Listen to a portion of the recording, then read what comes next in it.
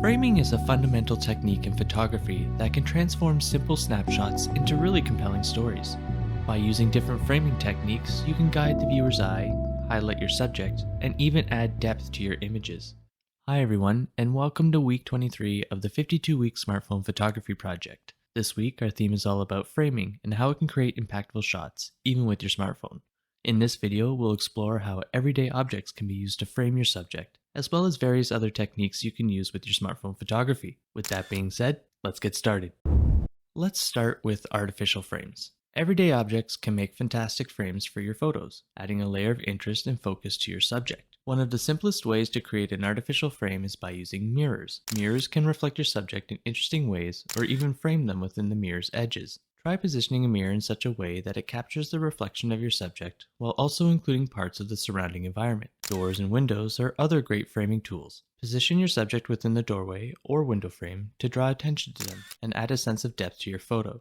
This technique works especially well in urban environments, where you can find unique architectural elements. When you're out and about in the city, keep an eye out for unusual framing opportunities. Objects like fences and outdoor seating can serve as creative and effective frames. Experiment with angles and distances to see how these elements interact with your subject and overall composition.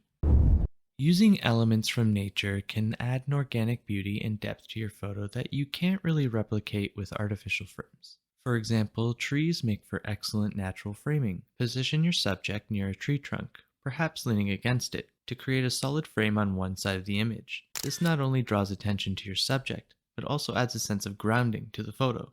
Another useful natural framing method is using the branches from the tree. Coniferous boughs with their intricate patterns and textures can create a beautiful frame around your subject. Try positioning the branches in such a way that they partially encircle your subject, adding a sense of enclosure and focus.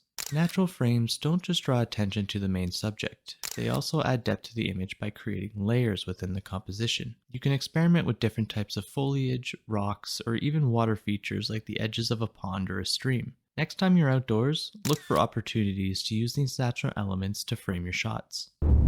Now let's explore how we can use people to frame our shots for interesting compositions. People can act as dynamic and expressive frames that add a personal touch to your photos. For instance, you can take a photo through someone's hands forming a frame. This technique directs attention straight to the subject and adds an engaging human element to the image. Another creative shot is to take a low-angle shot of the road through someone's legs. This perspective not only frames the road ahead, but also captures the textures like the pavement and the person's feet. This adds depth and interest to the composition. It's this kind of framing that can evoke a sense of journey or adventure, ultimately making your photo more compelling. By creatively incorporating people into your frame, you can add layers of meaning and context to your images. And that's it for this week. Thanks for exploring the charming world of framing using your smartphone with me. To recap, we explored how to use artificial frames like mirrors, doorways, and windows to add interest to your photos. I showed you how natural elements like tree trunks and branches can create depth and draw attention to your subject. And lastly, using people as frames can really add a personal touch and a dynamic feel to your shots. Now, it's your turn to go out and show us your favorite framing techniques. Share your images in the discussion thread below, and until next week, happy shooting.